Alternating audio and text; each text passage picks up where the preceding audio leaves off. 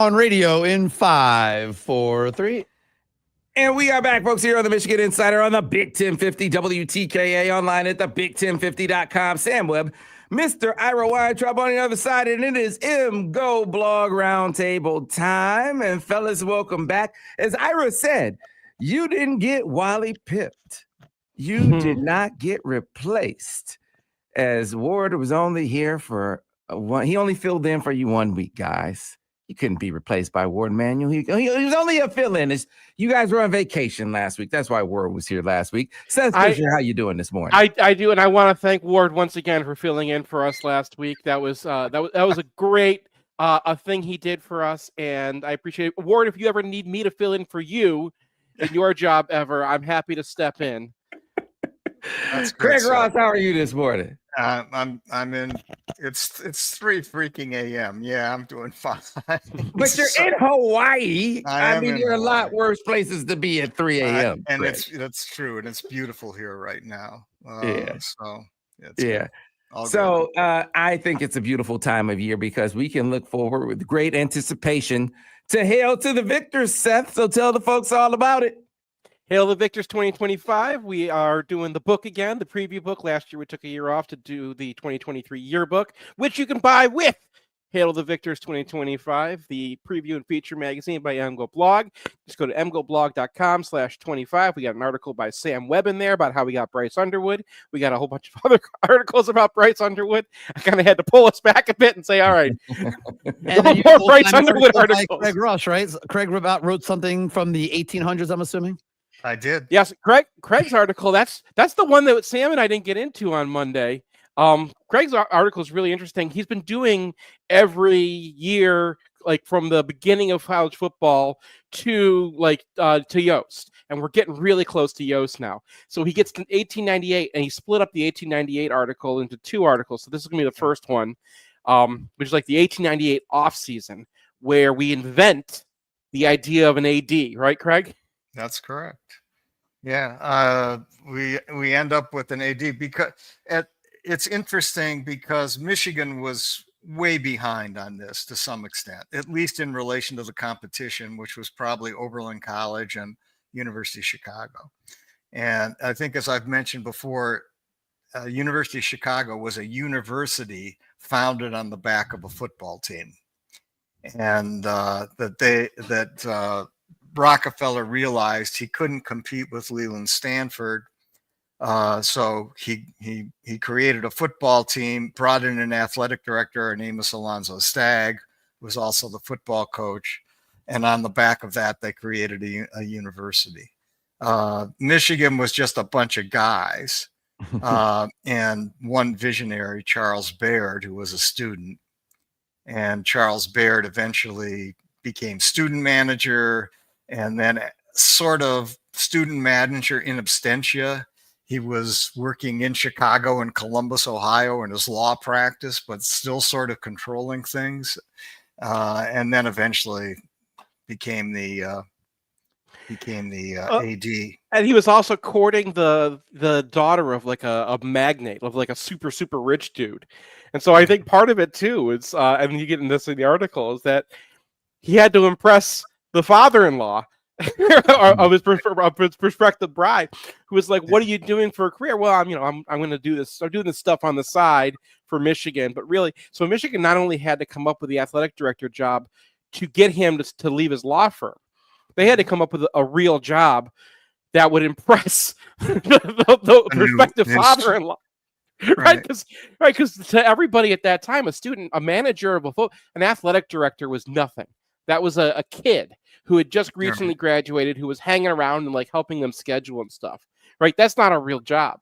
And so they came up with a real job. And I love the interplay that you talk about in this article, because you talk about Chicago and like where their position was. They were way out ahead of the game. They knew exactly how the game was played.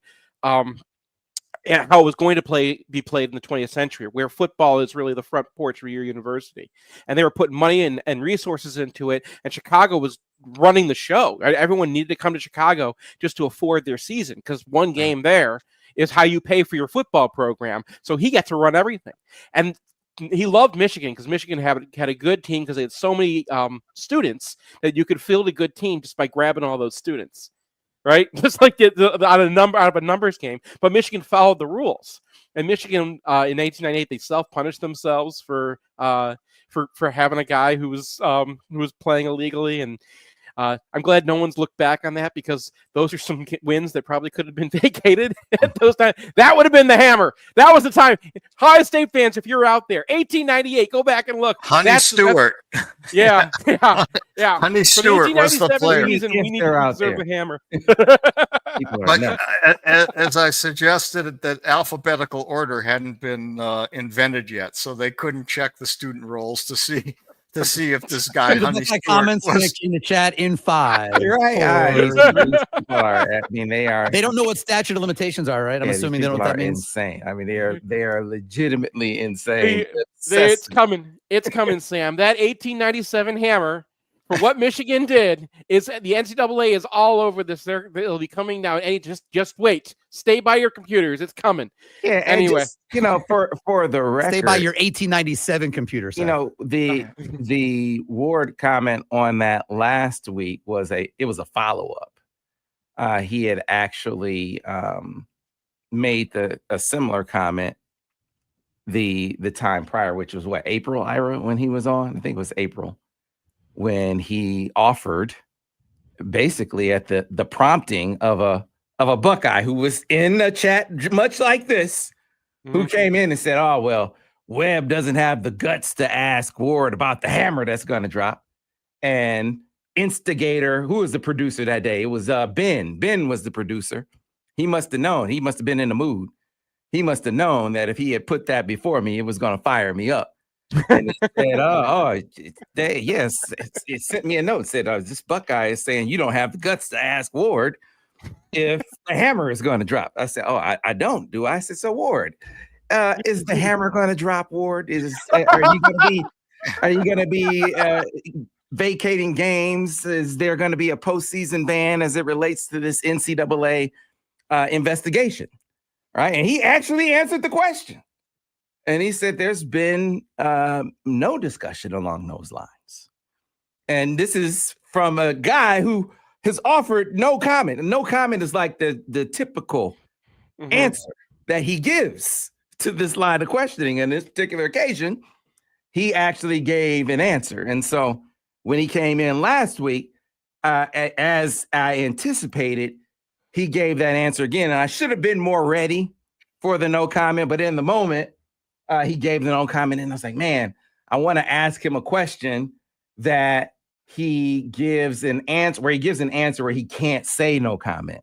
And I was thinking, okay, let me phrase this question in a way, because he was just coming off the COI meeting. And so I knew he was probably primed to give a no comment. So let me think of a question where he's more likely to give an answer that's not no comment. So I was thinking on the fly, how can I ask this in a way where he can't do that? And as I did that, I'm looking over to the side as I'm thinking, and I asked the question. He doesn't. He gives me an answer again, but he says, I haven't had any questions or discussions along those lines. So no, from my perspective. The Buckeyes were like, oh, see, they're hiding something. Clearly, there's something in the works. You see how he's looking off to the side? There's something going on, and they know the hammer's about to drop. These people are nuts, man. I don't nothing like that. I don't know, Sam. Do they get your show in Franklin County Jail? Well, he's the number one guy, right? But he'll have to do his blog from the jail cell, I guess. Yeah. Listen, just for the Buckeyes in general, what I will say is he offered comment on a topic where he doesn't typically comment. Okay. There is a message in that he's going out of his way to comment on that particular line of questioning. So that says to me that part, that hammer part, is fictional, imaginary, wet dream type stuff for Buckeyes. So moving on though, guys, I do wonder. One second, Sam. Could I just say on Ward? He has taken a lot of criticism from Michigan fans, some on this show, and I've been a little less critical of him. I've been more forgiving because to me, it's been a lot of the stuff has been things that have happened have been murkier. And I think he deserves a lot of credit for some of the things that have been obviously good. But I want to credit Ward for coming out and doing these interviews. My criticism of Ward and the AD in general has been the lack of transparency, the sort of just, which to me leads to some of the criticisms which perhaps haven't been legitimate. And so Ward deserves major props for coming out and doing this interview with you. And he's done several now, at least 2, maybe 3. I don't know. I think it's been 3. I think it's definitely obviously a change from in the past, a mindset that was very anti Dave Brandon. It's like, hey, play the background. You don't need to be very visible to, hey, there's a middle ground. There's a middle ground between Dave Brandon and not, letting people hear from you regularly at all. Yeah. So I mean, Ward deserves credit for this, and thanks to you and to him for that interview in particular, which was enlightening in many ways. Anyway, I'm sorry, Sam, I interrupted you. Yeah. So I do wonder what you guys think, and I don't want to dwell on this topic very long, but I did find it very curious when it came to the rules as it relates to revenue sharing, NIL. I was asking if the players had any say in it, and did he see that being on the horizon? And he said, well, I don't think the players had any say. And he said, I haven't even seen it. He said, ADs haven't even seen it. So I said, wow, ADs haven't even seen it?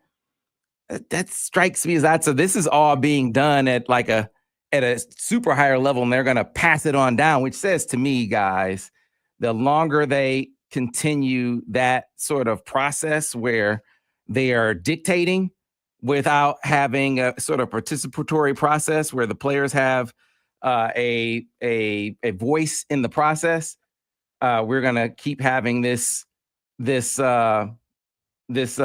litigation where players are continuously suing to have their voice be heard by force until that day comes where we have collective bargaining. I mean, I think we've been saying that for a while. Go ahead, Seth. Yeah, I mean, the next round of this is probably going to be in Congress, right? I'm sure there's going to be more lawsuit or whatever, because as soon as they try to enforce this, you saw the state of Michigan, former Michigan State player in the Michigan legislature put out a bill, so you can tell that the game is not up, and it's hard for us to say okay, here's the new scenario, right? Here's the new field. Here's how we're going to play the game from now on, because I think it's still very much up in the air. And I think that there is a possibility for Congress to just give the NCAA everything they want, or there's a possibility that they run out the clock on this, or they give them everything they want and then it gets overturned by the Supreme Court, because you can't really take away people's right to make a living. There's so much legal stuff in there that it's like we get bogged down in this. We end up talking about it all summer, and then next year it's just going to be a whole different world again. Yeah. So the day Ward came on was the day that there was a story about that bill being proposed right here in the state of Michigan that would have the clearinghouse rules basically be null and void. Schools in the state of Michigan wouldn't be able to follow them at all without being in violation of state law. So there's that, right? So interesting times, as they say, which kind of brings us, as we shift gears here a bit, to first want to get your thoughts on recruiting and how things are going on that front. Things seem to be picking up quite a bit. I don't know if any of those guys resonate with you, but you saw Michigan get a big time quarterback last year, and now things trending up on the recruiting front as they just got a top 10 receiver, and they are trending with another top 247 receiver as well. I think they're going to get him, kid Travis Johnson out of Virginia, coming up in a couple of weeks. Man, I mean, you're the recruiting guy, so a lot of times we defer to you, but some of these guys I'm really excited about. I've been very much a Lou Esposito fan since I think 2018 when we played Western Michigan. I was like, who is coaching these defensive linemen? Because they were killing us, and Nebraska couldn't even do the things that their guys were doing. And then you look all over the NFL or the all over Power 5 roster, or whatever they are, Power Conference rosters now, and there's Western Michigan defensive linemen all over the place. So I knew Esposito had some juice to begin with. And who is the guy? Man, I'm blanking on the name now. There's the guy that they got out of Texas, I think. Alistair Vallejo? Yeah. Man, that dude is crazy. And I think he's still just a 3-star, but obviously everyone's like, okay, he's a 3-star now, but just wait. We're going to have another evaluation. But man, like the quotes about that guy are like the quotes about Mason Graham, right? This guy is just, he's incorrigible.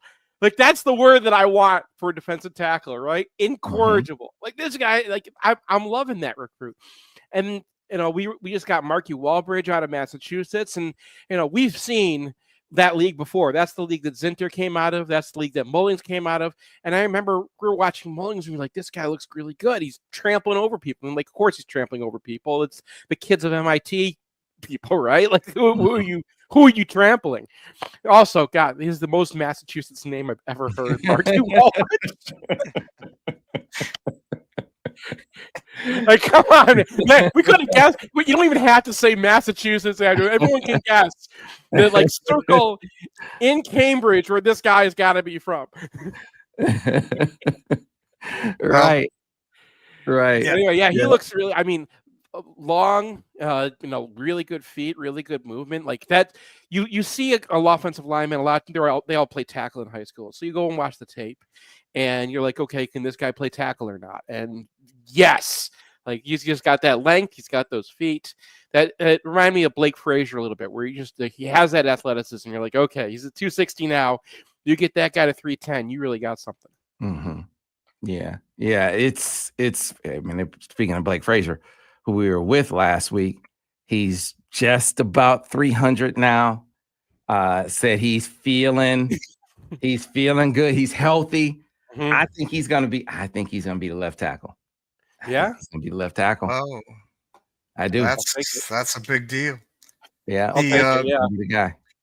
In terms of recruiting, I've only really looked at 2 guys at this point.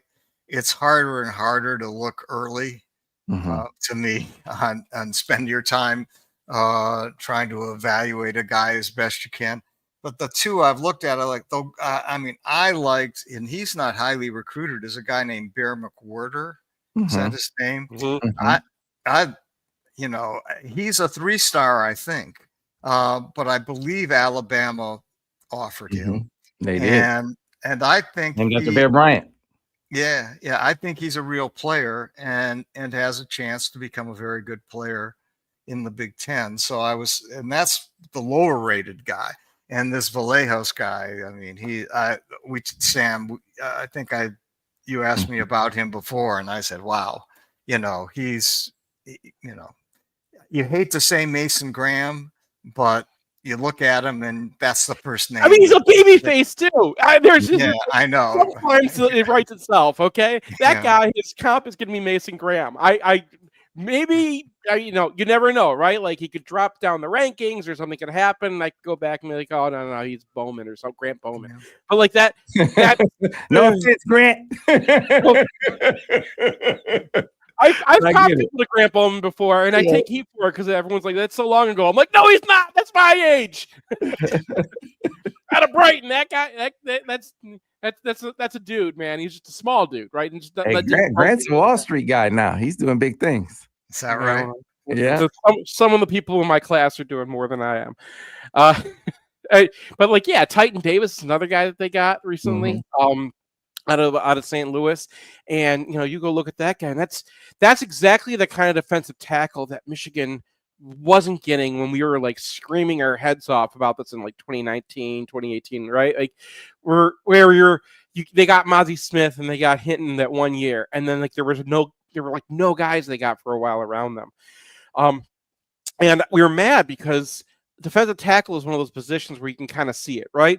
Like if that guy is 270 pounds and he's already a really good defensive end and he's, got that length and he's got that burst, right? That first step off the line. And you can see he's just a buy guy. So, and we're starting to get a feel now for Lou Esposito's style. And I think that he's got these, remember, like it took a little while, and you're like, okay, I know what a Don Brown recruit looks like now. Yeah, I know what these guys are. One of the things I wanted to touch on with you guys is sort of the philosophy. What your philosophy would be from a general manager perspective for how you would spend your NI, because this has to be a thing. Like you can't spend everywhere. You got to make a decision about where you're going to apply like the big money. If you're going to go all out big money to get like big time edges and big time quarterbacks and big time tackles, you might not be able to get big time corners or big time linebackers or big time receivers.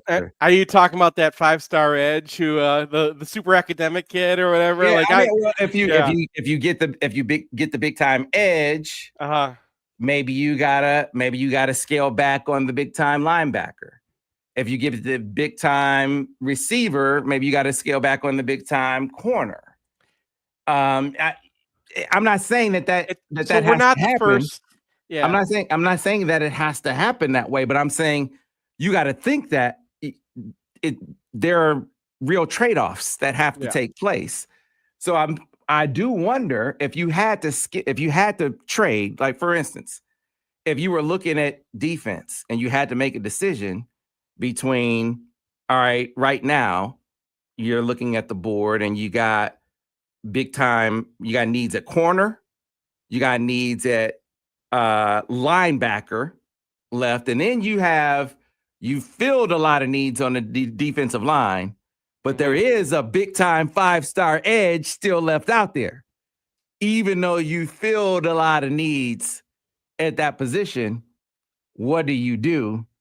Even though you have needs you got needs at corner and you got needs at linebacker, would you take maybe lower tiered linebackers to get big fish at edge, for instance, because you could get one and maybe take a lower tier linebacker? How would you approach that? I'll tell you exactly how I'd approach this. I approach it like the Baltimore Ravens, because they have to deal with the salary cap too, and they have to make all these decisions.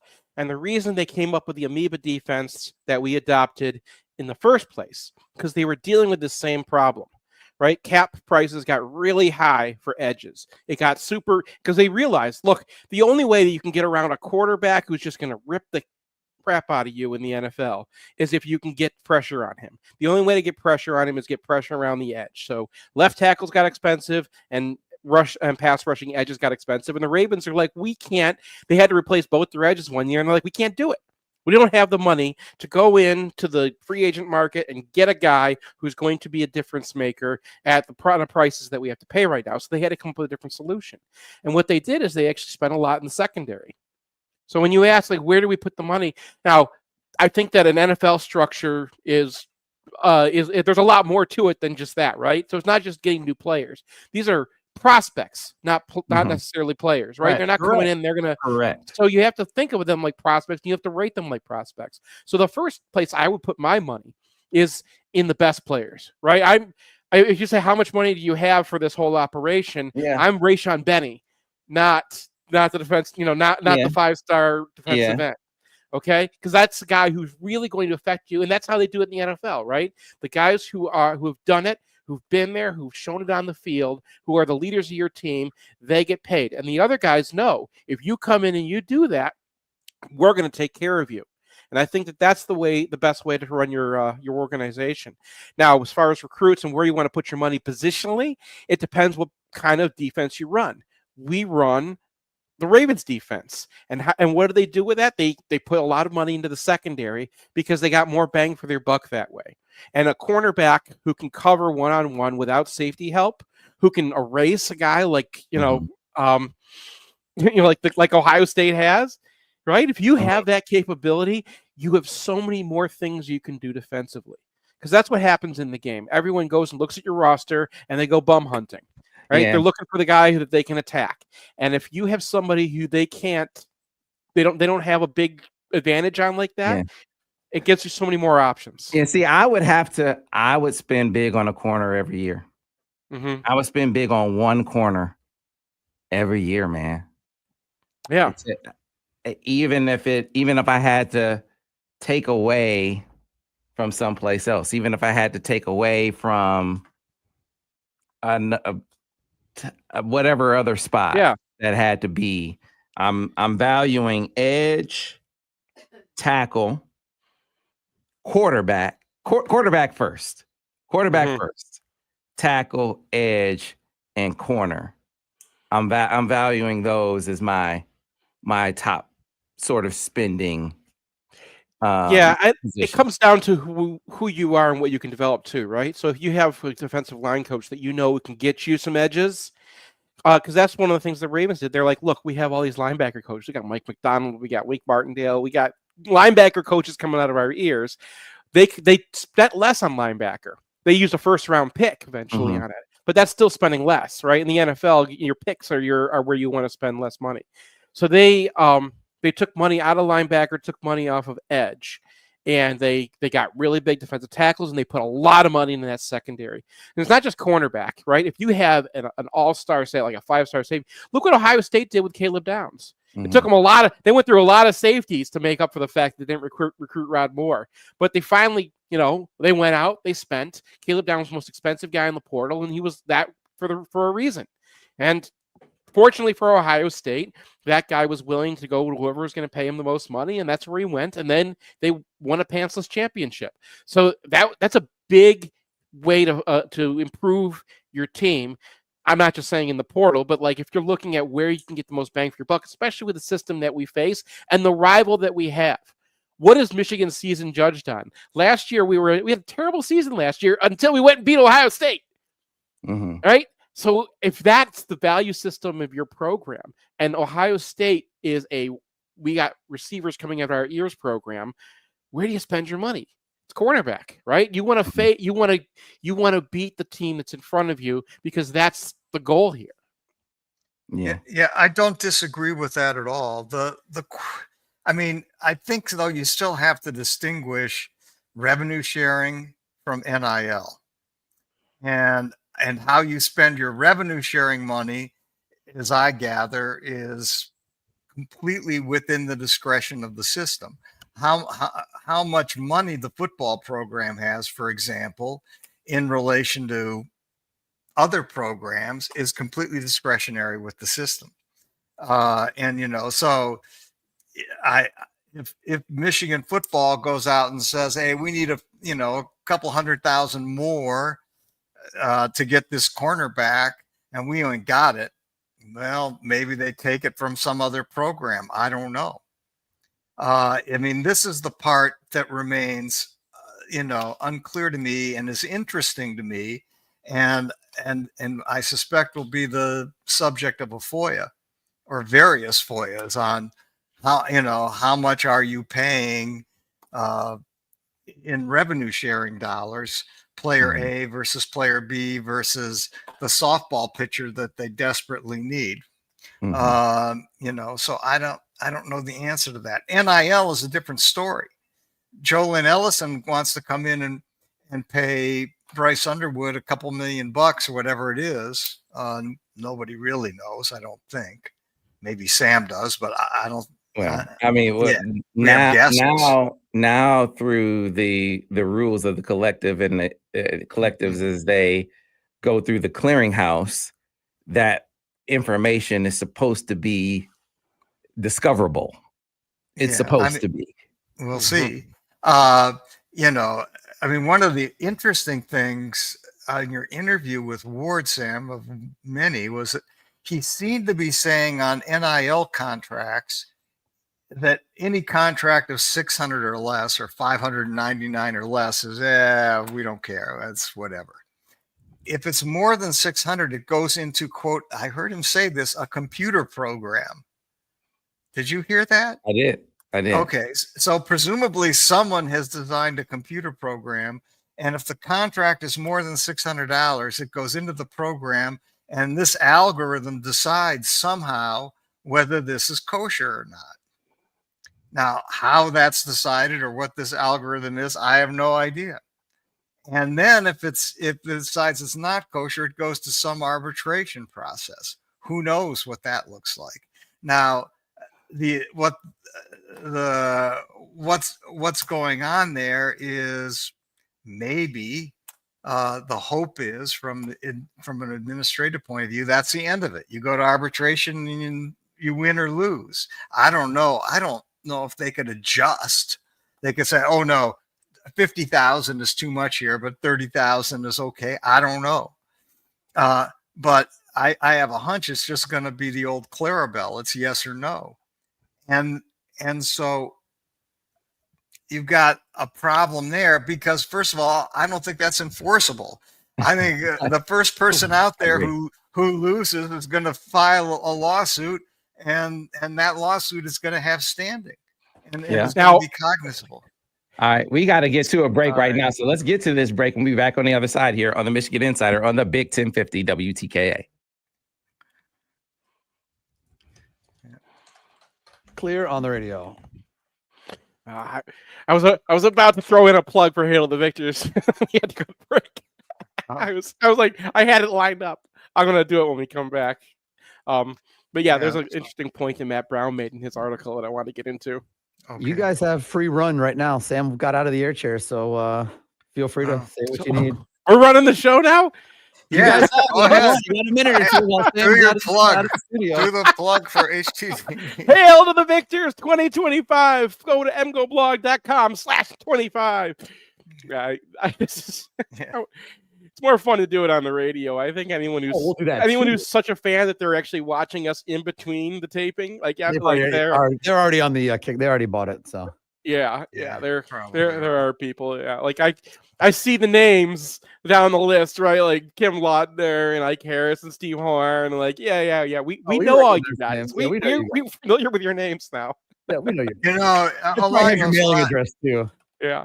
Along those lines, last year when you did the big book, and we were over at Venue doing, passing. That was a great event. You guys did a great job there. Well, what interested me was, they were doing autographs and or signatures on the book. And so I talked to every person who came through the line, and I was so impressed with how smart, thoughtful, accomplished, interesting. These are Michigan fans. Why are you so shocked that we're smart? Well, I mean, it was, God bless them. I mean, they were so good. One after another, after another, after another. These people were just impressive human beings. And so hashtag the Michigan difference. Yeah, it was cool. I walk in and I knew a whole bunch of people in the line, friends, listeners, random people I've met along the way. There were so many people that I knew at that event. It was a great event. It was fun. Yeah, it was. I love our readers. We're doing another event this weekend, by the way, just on Saturday. We have the Shutdown Fullcast crew, or Channel 6, we want to call them now. They're coming in. So Michigan fans won their annual charity thing. We actually raised over $1 million, I think, just with Michigan fans. So they had their annual charity to help refugees who come in through Atlanta. And Michigan fans, as we do every year, raise the most money for the Charity Bowl. So we get to have them. We're going to do one of their shows on Saturday at the library at 6 o'clock. The downtown district library, as we talked about with Rich Reddy on Tuesday. Yep. And then we're going to go over to Venue and have drinks afterwards. So That's, people want to come and hang out with these wonderful, awesome, nice people. I also didn't mention Ruth Maynard, who's always in the chat too. I love Ruth. Ruth makes me plum cake. She's my favorite. So I can't wait to see everybody. As Craig mentions, it's a we lean very nerdy, but I love this fan base. I love this readership. What's really fun, Seth, and we talked about this with Rich briefly on Tuesday, is that Michigan gets credit for a certain amount of fundraising, but you know as well as I do that all the Slippery Rock donations that are in there, and the other donations that are Michigan fans, but they know Michigan crushes it anyway, so they put it under some other school that is just fun because it probably makes fun of. We've got side projects. So this year, I think our side project was Protect Trans Kids University, which I think beat Ohio State. I got to go back and look and make sure because it was close at the end. We're back in about 10 seconds on radio, guys. All right. Stand by.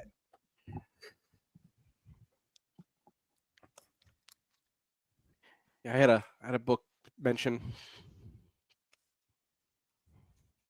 And we're back on radio in 5, 4, 3.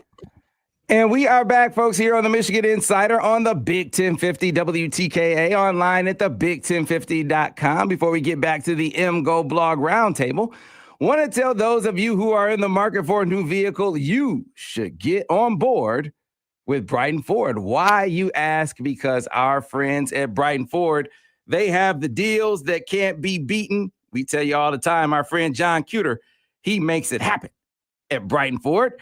Brighton Ford is the ultimate destination for your new car or truck. Head in, settle into the seat of your favorite vehicle. Take control as you drive off the lot in a car or truck that was meant for you. Go to Brighton Ford, call 1-800-NEW-FORD, or go online at BrightonFord.com and take advantage of employee pricing, which means you pay what we pay. From now through June 30th, well-qualified lessees can lease a 2025 Ford F-150 for as low as $266 a month with only $3,500 down.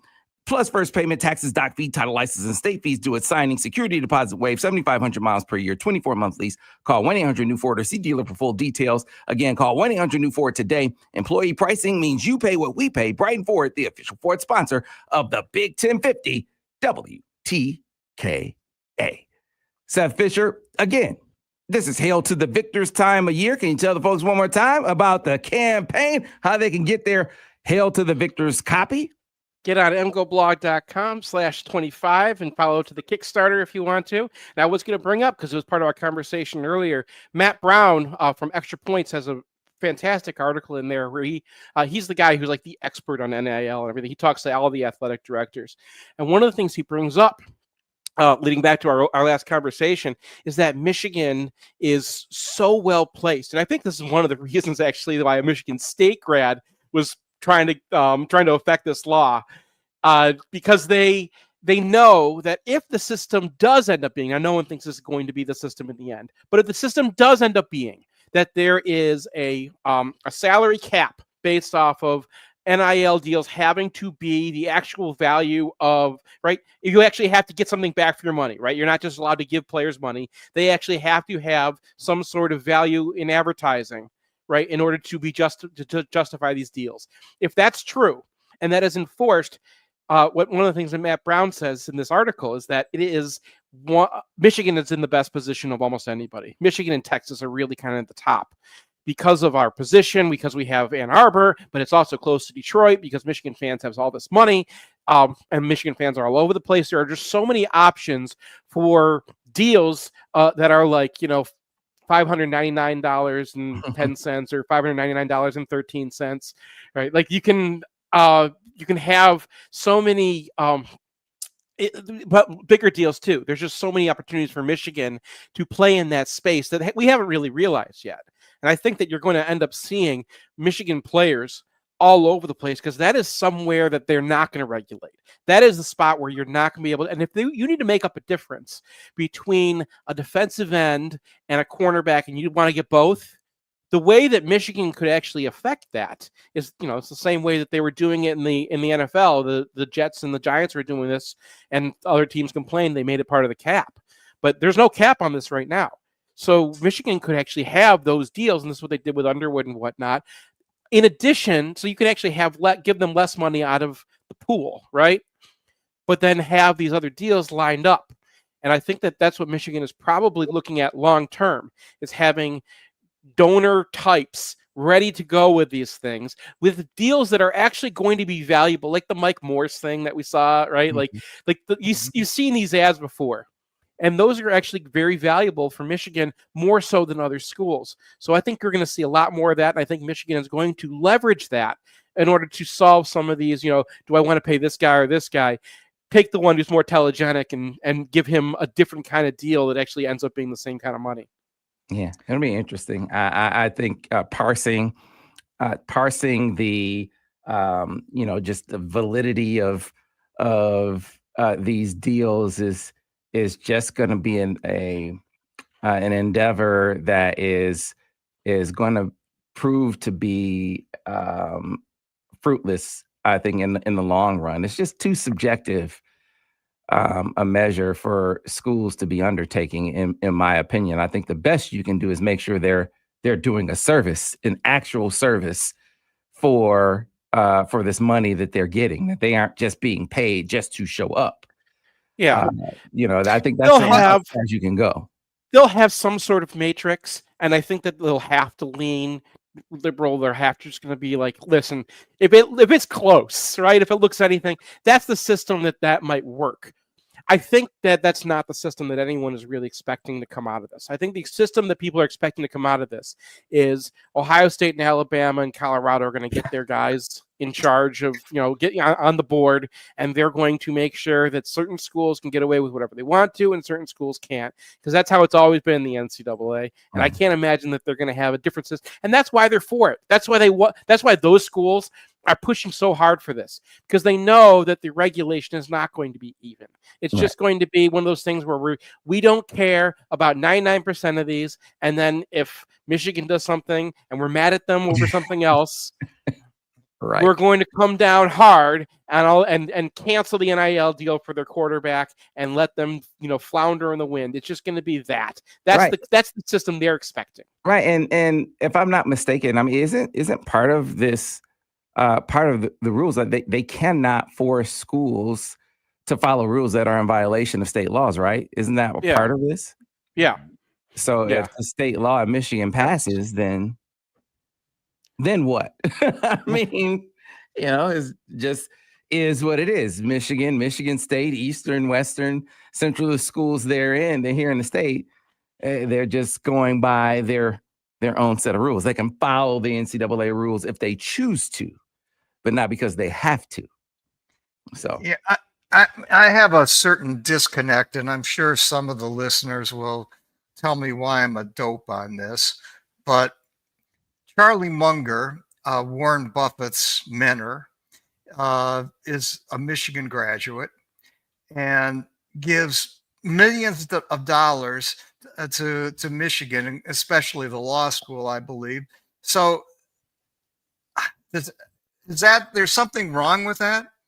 Charlie Munger gives millions of dollars because he doesn't, quote, get anything out of it. My suspicion is Charlie Munger got something out of it, in that, it made him feel better, or it was a place he wanted to donate money to, or it was, that there was enough there for him to do this.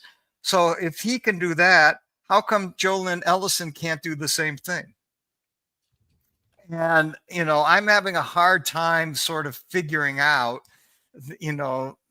this construct. People could give money to a building, to create a building, and that's okay, but they can't give money to a human. I mean, someone out there tomorrow or today will say you're an idiot. What makes one pure and what makes one not? I hear you. I hear you. I mean, so I'm having a hard time with that, and I'm these moral judgments that we place on these things. Who places the moral values on them? You're right. It's an interesting question to judge, but I do want to get a little bit of NBA draft. Eight Big Ten picks. One of which was Danny Wolf to the Brooklyn Nets, which we predicted yesterday on the midweek peak with Steve. Said, hey, he's going to be picked by the Brooklyn Nets. Now, it was just Brooklyn had 5 first-round picks, so odds were with us that Brooklyn was going to probably pick Danny, right? And that's where he wound up. Why a little bit of a slide on number 27, but curious if you had any takeaways from last night's draft. One to me was, man, they were really sold on Yakuchonis being like this big. They're really sold on him being this big time guy, and that the Heat got a steal at 20. I think he's a good fit for the Heat. I think he'll be a good player for the Heat, but I didn't think he was a steal at 20. I thought that's like an appropriate place for him to be picked. I didn't think he was Franz Wagner. I didn't think he was like a lottery guy, a 6'7", pick and roll dynamo. I think he's a good 6'4", 6'5" pick and roll guy that turned it over a little bit too much, was a streaky shooter, and could be a good pro, but I didn't think he was this dynamic lottery dude. He's a project. He's a project, and I can't predict that he'll ever be even a decent player in the NBA, in my opinion. He might. I'll tell you what was most interesting about the draft. Rutgers has 2 players. They have number 2 and number 5. Did they win any games this year? I don't remember. How can you have 2 of the best 5 players in the draft and not win any games? Crazy. I mean, about something, doesn't it? Everyone said exactly what was going to happen, right? Last year, a year ago, everyone goes, Dylan Harper and Ace Bailey are going to Rutgers. And we're like, oh, yeah, they're both going to go top 5 in the draft, and Rutgers is not going to win anything. Everyone said the same thing. Everyone had the same exact deal. There weren't a whole lot of surprises. I think Danny Wolf falling behind some other centers. Not even being the first Jewish guy taken is a little. Wait, there was another Jewish guy taken before Danny Wolf? Yeah, the Nets by his own team. Yeah, the Nets took a guy out of Israel, Ben Seraph. One spot ahead of him. Yeah, maybe Brooklyn has some theory going there. They have a lot of synagogues, so there's that. Yeah. I'm getting off that topic. It does a little annoy me that because Danny used his Israeli nationalization in order to play Israeli ball for a little bit, that like on the list, like if you go up on Wikipedia right now or go on the NBA's page, he's listed as coming from Israel, not from the United States. And I'm like, no, man, like we developed that guy. We get credit for that.